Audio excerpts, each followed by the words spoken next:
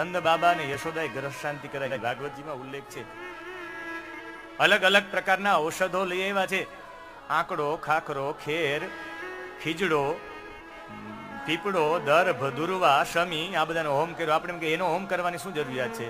પણ આનું સીધું સૂર્યનો પ્રકાશ સૌથી વધારે ગ્રહણ કરતું હોય પૃથ્વી ઉપર તો એ છે આંકડો. આંકડાની 2 લાકડી સળગાવો, માકડ બાકડ ભાગી જાય. ચંદ્રમાનો પ્રકાશ સૌથી વધારે કોઈ પકડતું હોય તો એ ખાખરો છે.